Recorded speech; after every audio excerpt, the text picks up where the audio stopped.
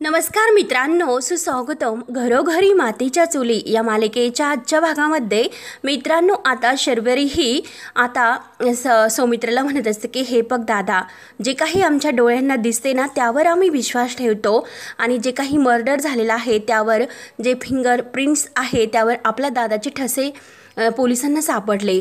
त्यामुळे आम्हाला हेच आमचा विश्वास आहे की आपल्या नानांचा ऋषिकेश दादाने केलेला आहे। तर तो जेलमधून पळाला का पळाला आहे का तुझ्याकडे ते उत्तर, आणि तो कधी सापडणार आहे का तुमच्याकडे उत्तर।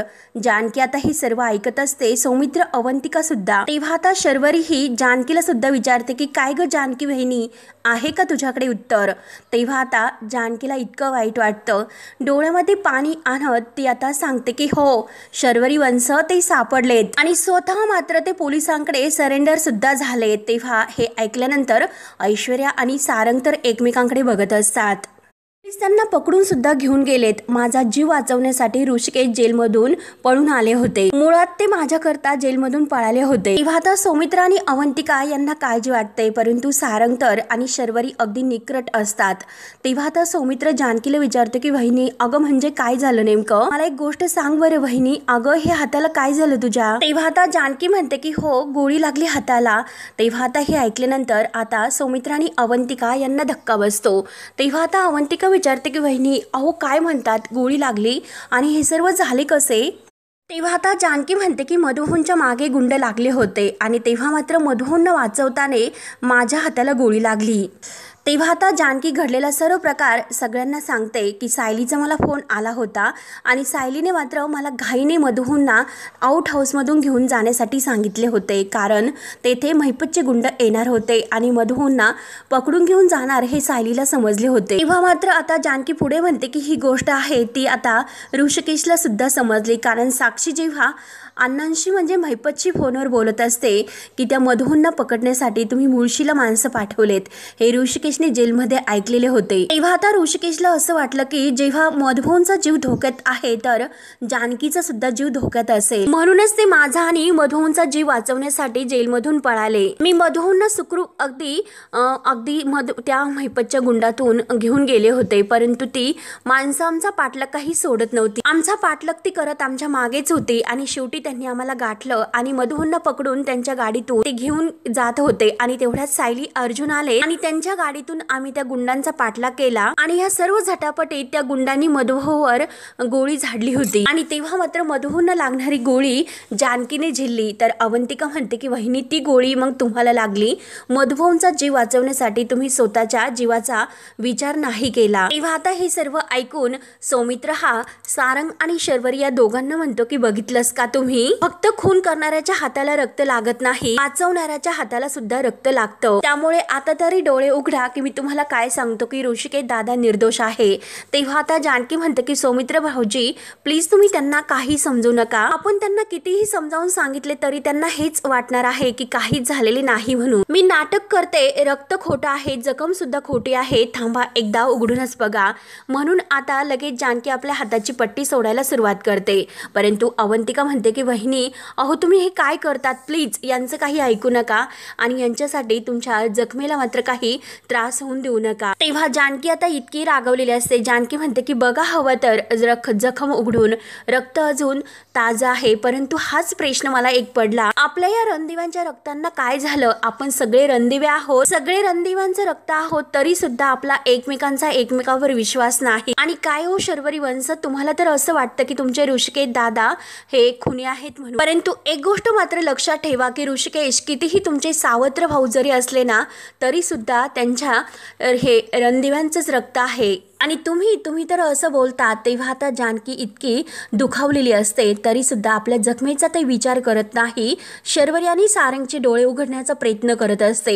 तेव्हा आता अवंतिका म्हणते की वहिनी प्लीज तुम्ही शांत व्हा, कशाला यांच्या नादी लागतात, अहो तुम्हाला त्रास होतोय, तुम्ही आराम करा। तेव्हा आता जानकी म्हणते की अवंतिका अगं काय कसा आराम करू तू सांग, डोळे मिटलं तरी हेच चित्र माझ्या समोर येतं की नाना हे घरात नाही, ऋषिकेश जेलमध्ये आहे, आईंची मनस्थिती बिघडली आणि तू सांग मी कसा आराम करू। आणि आईंच्या जीवावर किती परिणाम झालेला आहे, कारण आई तर हे मान्य करायला तयारच नाही की आपले नाना हे नाहीत म्हणून। माझं घर कुठल्या तरी संकटात सापडले आणि माझ्या घरातील सगळी माणसं ही बदललेली आहे, सगळं काही अगदी डोळ्यासमोर दिसते आणि सांग ना कसा शांत राहू आणि कसा मी आराम करू। तेव्हा आता अवंतिकाचा जीव सुद्धा खूप असा रागवतो आणि ती म्हणते की हे सगळे काही भांडणं, घरामध्ये जे काही संकट आहे सगळ्या मागचं कारण ती ऐश्वर्या आहे आणि ही सगळी भांडणं थांबायला पाहिजे तर त्या ऐश्वर्याला सगळ्यात अगोदर घराच्या बाहेर काढलं पाहिजे। तेव्हा आता सारंग म्हणतो की काय, तर सौमित्र म्हणतो की हो खरं आहे, तिने शर्वरी आणि सारंग या दोघांचंही डोकं फिरवलेलं आहे, त्यांच्या डोक्यामध्ये नको नको ते भरून एकमेकांविरोधी प्यादे उभे केले आणि त्यांचा डाव यांच्यातून खेळते। तेव्हा मात्र आता जानकी म्हणते की ऐश्वर्या कुठे गेलेली आहे। तेव्हा आता जानकी सारंग भाऊजींना विचारते की सारंग भाऊजी ऐश्वर्या कुठे आहे। तेव्हा मात्र आता लगेच ऐश्वर्या दरवाजात येते आणि जानकीला म्हणते की आवाज खाली। तेव्हा जानकी विचारते की काय ग कुठे गेली होती। तेव्हा आता ऐश्वर्या म्हणते की तुला मी का सांगून, तू कोण मला विचारणारी। तेव्हा आता लगेच जानकी म्हणते की बऱ्या बोलाने सांग की तू कुठे गेली होती। तेव्हा आता ऐश्वर्या म्हणते की मी माझ्या डॅडांना भेटायला गेले होते, तुला काही प्रॉब्लेम आहे का। तेव्हा आता जानकी म्हणते की हे पग खोटं बोलते, स्पष्ट खोटं बोलते। अगं मला माहिती आहे ना तू कुठे गेली होती, गुंडांना आउट हाऊसमध्ये घेऊन मधुहूंना पकडण्यासाठी, मधु तेथे आहेत हे दाखवण्यासाठी तू तेथे गेली होती। आणि अगं खोटं बोलताना साधी पापणी सुद्धा तुझ्या डोळ्याची लवत नाही, मी सांगते ना तू बाहेर गेली होती गुंडांना आउट हाऊस दाखवण्यासाठी। तेव्हा आता ऐश्वर्या म्हणते की खोटं बोलताना पापणी जर लवत असेल तर मात्र तू तर डोळे मिटूनच बोलायला पाहिजे, कारण जेव्हाही तो तोंड उघडत असते तेव्हा मात्र तू खोटच बोलत असते। आणि हे पग मी कुठल्याही गुंडांना आउट हाऊस मध्ये घेऊन गेलेले नाही। तर जानकी आता हसून म्हणते की अगं ऐश्वर्या, मधुहूंना मी आउट हाऊस मध्ये लपवलेलं आहे हे तर तू सगळ्यांना सांगितलं होतं आपल्या घरामध्ये। तेव्हा मात्र आता शर्वरीला सुद्धा ऐश्वर्याने सांगितलेले आठवते। तेव्हा ऐश्वर्या म्हणते की झाले का, आणि सगळ्यात अगोदर 5-6 आरोप तूच माझ्यावर करत राहशील। आणि शर्वरी सारंगला म्हणते की हे बघा ही बाई वाटेल तसे बोलते, तुम्ही हिच्यावर विश्वास ठेवू नका, मी असं का करेल आणि कोण कुठला तो मधु हो, माझा त्याचा काय संबंध आहे आणि त्याला पकडून देण्यासाठी मी काय इतकी जीवाची तडफड करू। तेव्हा आता जानकी म्हणते की अगं तेच कोडं नाही सुटत, तुझा आणि मधुहूंचा काय संबंध आहे बरं, आणि हे सगळं काही तू तुझ्याच तोंडातून सांगणार आहे, त्यामुळे बोल, उघड तोंड लवकर, बोल लवकर नाहीतर। तेव्हा ऐश्वर्या म्हणते की नाहीतर काय करशील, आणि हे पग अजून सुद्धा नाना सापडलेले नाहीत आणि तुझा नवरा मात्र खुनाच्या आरोपाखाली जेलमध्ये आहेस, आणि काय ग मी कुठे जाते काय करते याच्याशी तुझा काय संबंध आहे ग। आणि सौमित्र अवंतिकाकडे बोट दाखवत म्हणते की हे जे घरात तुझे 2 वकील आहे ना पाळलेले, त्यांच्याकडे बोट दाखवायचं, माझ्याकडे नाही, आम्ही तुझे नौकर नाहीत। आणि चला सारंग आपण आतमध्ये जाऊत, म्हणून सारंग आणि ऐश्वर्या दोघेही आत जायला निघतात। तर जानकी म्हणते की थांब ऐश्वर्या, जानकी म्हणते की हे पग ऐश्वर्या, ज्या दिवशी सर्व काही मला कळेल की या सर्व मागे तुझा हात आहे त्या दिवशी नाही मी तुझ्या हाताला धरून सर्वांच्या समोर वरात काढली तर मी सुद्धा नावाची जानकी नाही। तेव्हा आता ऐश्वर्या आतमध्ये येते आणि ऐश्वर्या आता खूप तापलेली असते, कोण आहे ही जानकी आणि मला म्हणते की वरात काढेल, अख्ख्या गावाला पुरणार नाही ऐश्वर्या, आणि ही 1.5 दमडीची जानकी मला धमकी देते, आणि जर माझं डोकं फिरलं तर मी बघेल आणि हिचा कायमचा बंदोबस्तच करून टाकेल। आज फक्त हिला गोळी लागून गेली, उद्या मात्र माझा नेम नाही चुकणार। आणि तेवढ्यात आता सारंग आत येतो आणि सारंग म्हणतो की ऐश्वर्या म्हटल्यानंतर आता ऐश्वर्या लगेच ही ठिकाणावर येते की सारंग ऐकतोय म्हणून। तेव्हा आता सारंग विचारतो की काय हो ऐश्वर्या, हा सगळा काय प्रकार आहे बरं। तेव्हा आता ऐश्वर्या लगेच थोडीशी गडबडते आणि म्हणते की म्हणजे काय, कसला हा प्रकार। तेव्हा आता सारंग म्हणतो की अहो म्हणजे काय, बहिणी ते खाली काय म्हणत होते की तुम्ही मधुहूंना मारण्यासाठी गुंड पाठवले होते म्हणून, मधु आउट हाऊस मध्ये हे आहे हे तुम्हाला माहिती होतं। तेव्हा आता ऐश्वर्या लगेच म्हणते सारंग तुम्ही सुद्धा त्या जानकीचं ऐकून माझ्यावर संशय घेतात का। अहो सारंग, त्या ऋषिकेश आणि जानकीने आपल्या नानांचा खून केलेला आहे आणि त्यांना शिक्षा देण्याचं सोडून तुम्ही माझ्यावर संशय घेतात। अहो सारंग, तुम्ही त्या बाईवर विश्वास ठेवू नका, ती उद्या काही पण म्हणेल, मी तुम्हाला सांगते की 1 नंबरची लबाडबाई आहे ती, तुम्ही तिचं जे काही बोलणं आहे तर त्याचं काही असं वाईट वाटून घेऊ नका, ती काही जे बोलते ना ते सगळं खोटं बोलते, तिच्या हाताला काही अशी गोळी लागलेली नसेल, एक खाली पट्टी पडलेली असेल आणि आपल्या हाताला बांधून घेतले असेल. त्या जानकीचं सगळं काही पॅटर्न मला माहिती आहे, मी तिला पूर्ती ओळखून आहे. वेगवेगळ्या स्टोऱ्या ती माझ्या विरोधात बनवते आणि माझ्या विरोधात सगळ्यांना भडकून देते, परंतु सारंग सगळ्यांचं जाऊन द्या, फक्त स्पेशली तुम्ही तिच्या जाळ्यात मात्र अडकू नका. तेव्हा आता सारंग म्हणतो की ऐश्वर्या अहो मी नाही अडकणार आणि आपले नाना खरंच. तेव्हा आता ऐश्वर्या म्हणते की काय सारंग अहो आपले नाना काय, आणि हे बघा सारंग अहो आपले नाना जगामध्ये नाही. हे जे काही झालं ना ते सगळं तुमच्या सावत्र भावाने ऋषिकेशने केलं. त्याने आपल्या नानांचा खून केला आणि जानकी ऋषिकेश हे सगळ्यांसमोर लपवण्यासाठी हे सर्व करतात आणि त्यांनी त्या मधुहूंना सुद्धा लपवलं. त्या मधुहूंच्या मागे गुंड लागले होते, म्हणजे नक्की तो माणूस काहीतरी झोला असणार आणि त्या मधुहूंचं मला काही खरं असं वाटत नाही. आणि तेवढ्यात आता शर्वरी आत येते. तेव्हा आता शर्वरी लगेच ऐश्वर्याला म्हणते की तू जे काही बोलते ते एकदम बरोबर बोलते. अगं आत्ताच मी कुठे त्या मधुहूंचं नेटवर्क सर्च केलं, मी विचार केला की बघूयात काही माहिती मिळते का. तेव्हा आता सारंग विचारतो की अगं मग शरुताई काय अशी माहिती मिळाली तुला. तेव्हा आता शर्वरी म्हणते की जी माहिती मला मिळाली ना त्याने मी शॉक झाले आणि ते मधु कोणते तरी आश्रम चालवतात म्हणून त्या आश्रमाचं नाव मी सर्च केलं. हा तोच आश्रम आहे की जेथे जानकी बहिणी लहानची मोठी झाली. आणि यात म्हणजे आणखीन एक गोष्ट आहे की त्या मधुहूंनी कुणाचा तरी खून केलेला आहे आणि त्यांच्यावर खुनाचे केस चालू आहे. तर ऐश्वर्या लगेच नाटक करत म्हणते की बापरे सारंग अहो बघितलंस का, त्या जानकी आणि ऋषिकेशने आपल्या आउट हाऊस मध्ये एका खुनी माणसाला लपवलं आणि त्या माणसाला हे लोक वाचवतात. आणि हे बघा शरुताई अहो मी तुम्हाला सांगते नक्की हा मधु त्यांना सामील असणार आहे आणि नक्की या तिघांनी मिळून आपल्या नानांचा खून केला असणार आहे. अगदी तो चेहरा अगदी रडल्यासारखा करते, जसे काही ही खूप काही सगळं खरं सांगते.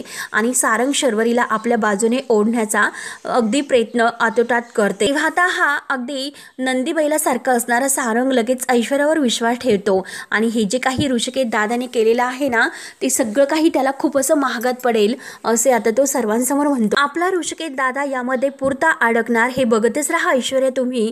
तेव्हा ऐश्वर्या म्हणते की अहो सारंग तो तर सुटायलाच नको आणि त्याने जे काही केलं ना त्याची शिक्षा मात्र त्याला मिळायलाच पाहिजे. त्यानंतर आता इकडे सौमित्र अवंतिका जानकी हे बाहेर आपल्या रूम मध्ये असतात.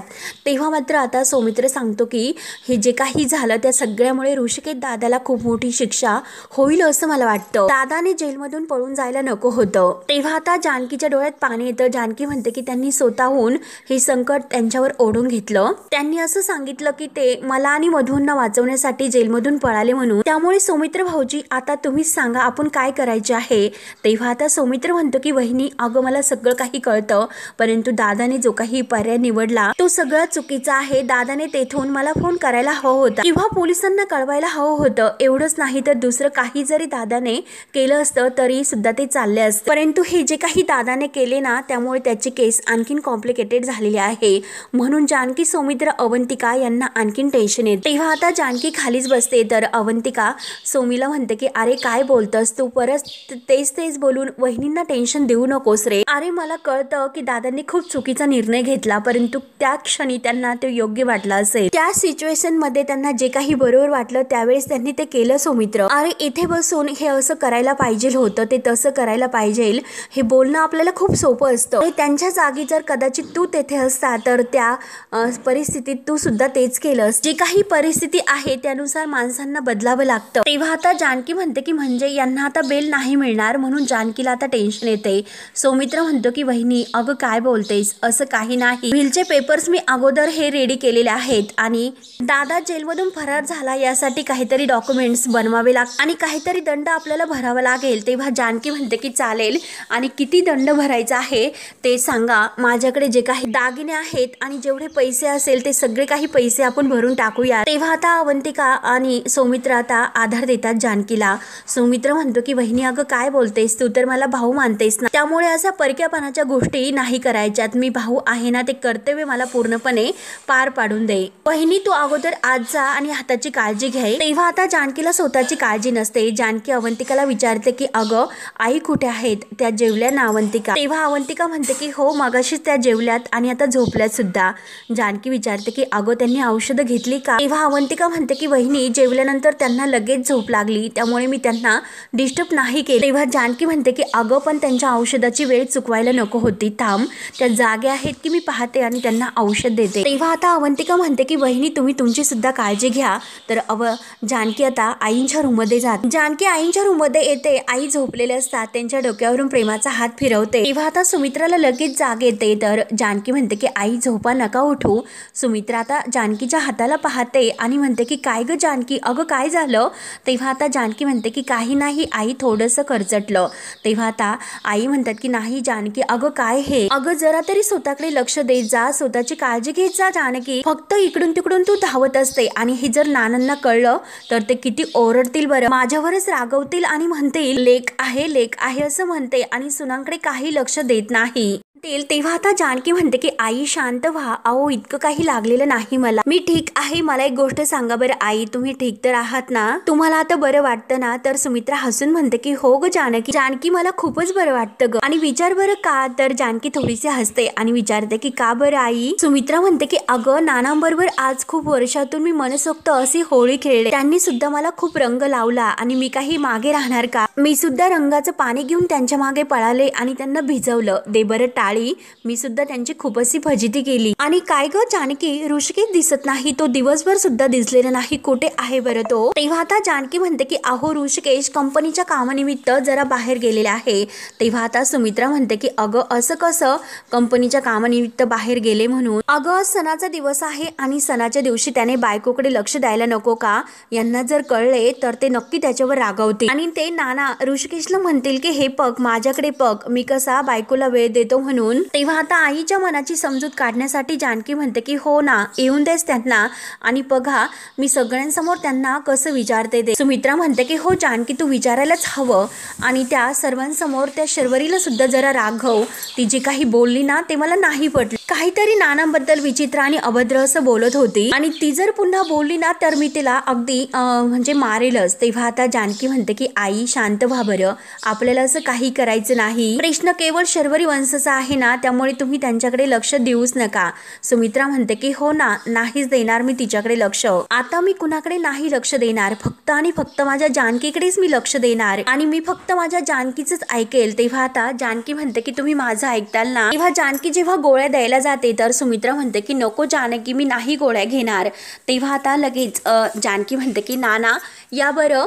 तर सुमित्रा म्हणते की नको नको अगं ते माझ्यावर ओरडतील आणि लगेच जानकीला हसायला येतं. तेव्हा जानकी लगेच आता सुमित्राची गंमत करण्यासाठी आणि तिला त्या गोळ्या घेण्यासाठी नानांचा धाक दाखवते आणि म्हणते की आई हे बघा, मी जरा गंमत करण्यासाठी नानांचा धाक तुम्हाला दाखवला, जरा सासूबाईंची गंमत करावी असं मला वाटलं. तेव्हा आता सुमित्रा म्हणते की तुला माहिती आहे का, मी सुद्धा काही नानांना नाही घाबरत. तेव्हा आता जानकी म्हणते की सॉरी बरं का, मी नानांचं नाव घेतलं, परंतु आई माझ्याकडे कोणताही असा दुसरा पर्याय नाही हो. आणि आता ती आईंना गोळ्या देते. तर जानकी आता खुश होऊन आईंना म्हणते की अगदी शाण्यासारखं वागल्यात म्हणून जानकी आता आराम करा म्हणून आईंना थोपडं असं पाठी डोक्यावर हात ठेवून झोपी लावते. तेव्हा जानकीला वाईट वाटतं.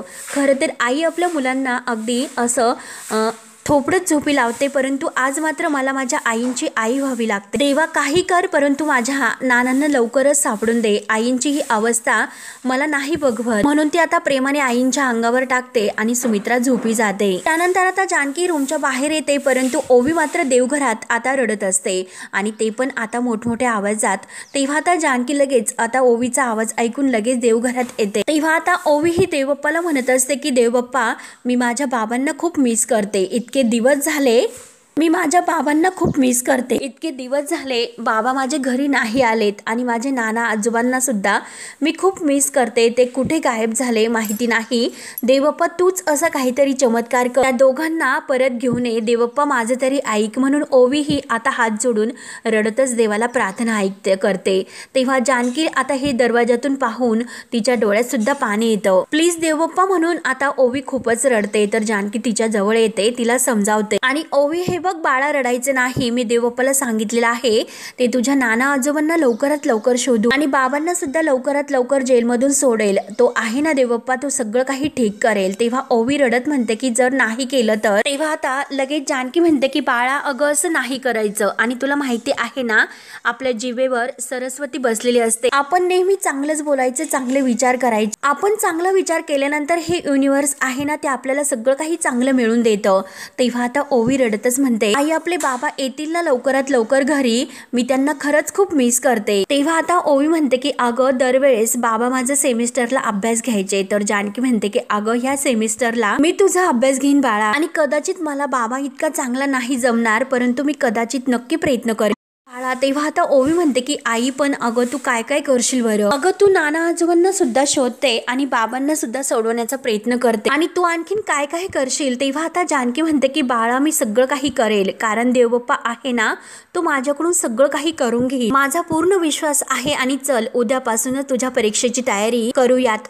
तू माझ्यावर विश्वास ठेव ओवी, मी नाना आजोबांना नक्की शोधून काढेल आणि आपल्या ऋषिकेश बाबांना सुद्धा लवकर सोडवेल. माझ्यावर तुझा विश्वास आहे ना बाळा, मग चल झाले तर. तुझा विश्वासच माझ्यासाठी माझी ताकद आहे, असं डोळ्यातून पाणी काढायचं नसतं, चल बरं हसून दाखव. तेव्हा आता ओवी आईच्या हाताला धरते आणि आई हळूच म्हणून दोघी आता आपल्या रूममध्ये निघून जात. त्यानंतर आता ऐश्वर्या झोपलेली असते, रात्र होते, परंतु आता तिला सारखी समोर जानकी दिसत असते. तिला जानकी समोर आलेली दिसते. तेव्हा ऐश्वर्या घाबरूनच म्हणते की जानकी अगं तू इथे काय करतेस. तर जानकी तिला म्हणते की काय ग इतकं निवांत झोपतेस, तुझी झोप उडवण्यासाठी मी आले ग. तेव्हा ऐश्वर्या म्हणते की तू इथे कशाला आलीस, जा बरं तुझ्या रूम मध्ये.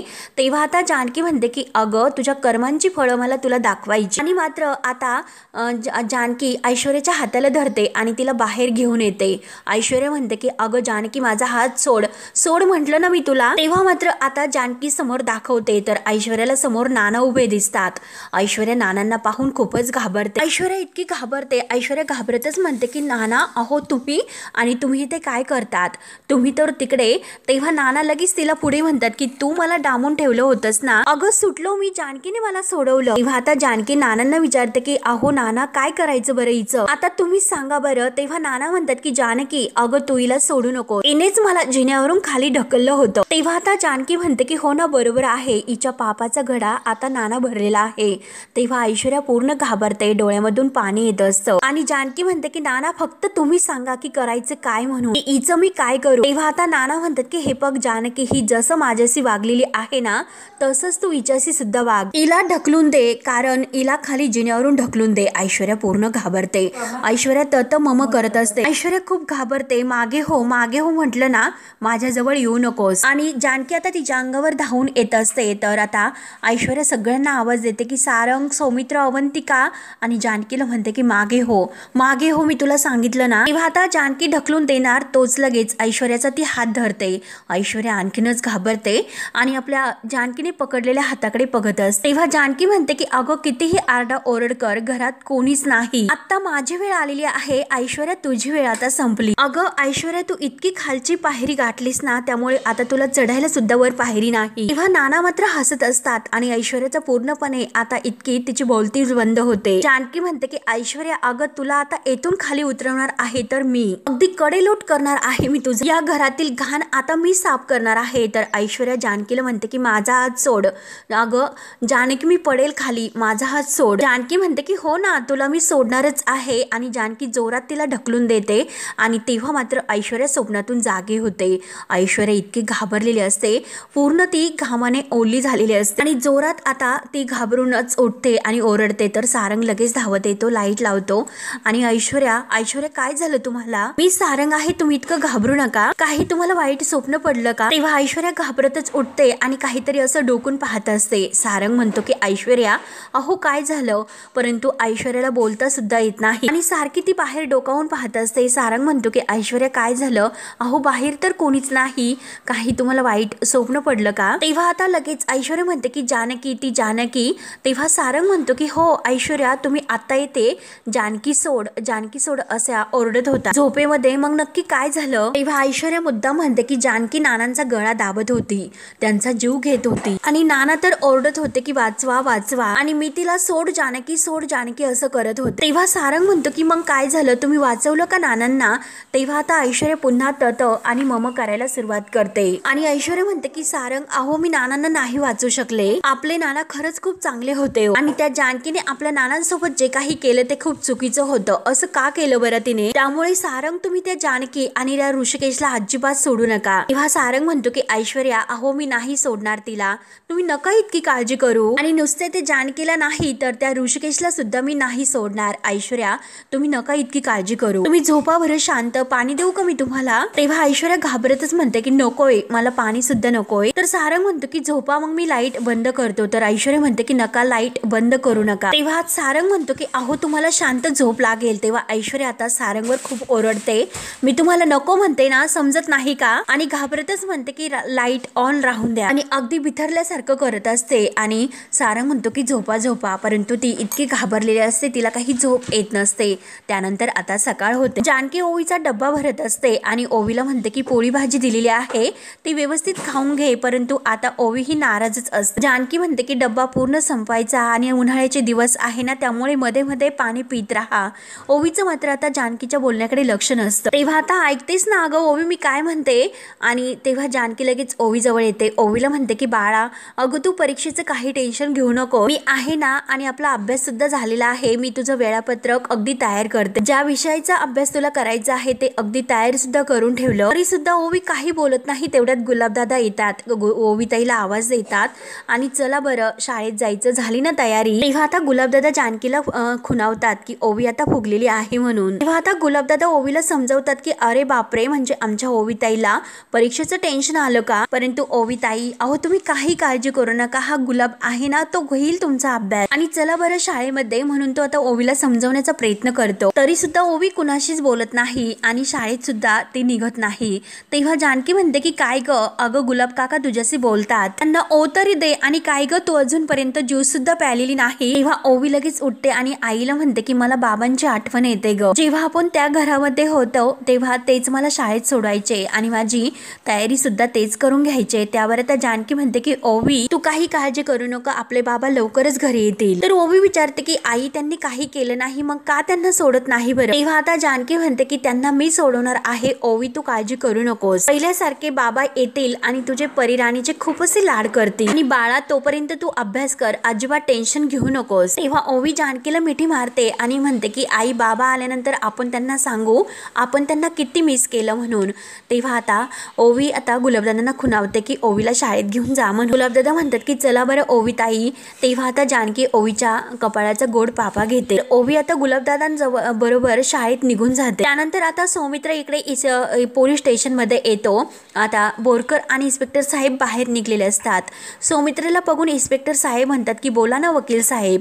तेव्हा आता ऋषिकेश सुद्धा सौमित्राकडे बघतो. तेव्हा सौमित्र म्हणतो की ऋषिकेश रणदेवे यांच्या बेलचे पेपर्स मी घेऊन आलो, त्यामुळे आता त्यांना सोडायला काही हरकत नाही ना? तर ऋषिकेश सौमित्रला बघू. तेव्हा इन्स्पेक्टर साहेब म्हणतात की वकील साहेब आहो त्यांना तुम्ही बेलचे पेपर सोडवण्यासाठी घेऊन आलात, त्यामुळे त्यांना सोडवण्यासाठी काही हरकत नाही, परंतु एक गोष्ट लक्षात घ्या वकील साहेब तुमचे थोरले बंधू जेलमधून पळाले होते, त्याचं काय त्याचे सुद्धा पेपर्स आपल्याला लागतील. तेव्हा आता ऋषिकेश बाहेर येतो आणि आता ऋषिकेश आता सौमित्रला म्हणत असतो की हे बघ माझं गट फिलिंग मला सांगतं की नाना कुठेतरी आहे आणि नक्की मोठ्या संकटात आहे, काही झालं तरी आपल्याला नानांना सोडावे लागेल. त्यासाठी फक्त मात्र एक क्ल्यू आहे आणि तो प्रश्न फक्त एकाच क्ल्यूचा आहे, तो क्ल्यू मात्र कुठे असेल. त्यानंतर मात्र इकडे अर्जुन आणि सायली आपल्या गाडी समोर ते डिकी उघडतात. तेव्हा मात्र नानांनी जे काही लिहिलेलं आहे त्या डिकी मध्ये ते अर्जुन वाचतो आणि सायली सुद्धा तेथेच असते. सायली लगेच जानकीला फोन करते आणि म्हणते की आत्ताच आम्हाला आमच्या गाडीमध्ये एक फोन मेसेज दिसलेला आहे. तेव्हा जानकी विचारते की कोणता मेसेज? तेव्हा आता नाना नक्की येते आहे हे जानकीला कळतं. तर ऐश्वर्या खूप घाबरते की तो म्हातारा पनवेलमध्ये आहे हे जानकीला कसं कळलं असेल. त्यामुळे आता मात्र ही जानकी त्या म्हाताऱ्यापर्यंत पोहोचायला नाही पाहिजे. मी डॅडांना आत्ताचे आत्ता फोन करून कळवते, ते नक्की त्या जानकीचा व्यवस्थित बंदोबस्त करते. तेव्हा मित्रांनो पुढे काय होतं हे बघण्यासाठी आपल्या चॅनलला नक्की सबस्क्राईब करत राहा. धन्यवाद.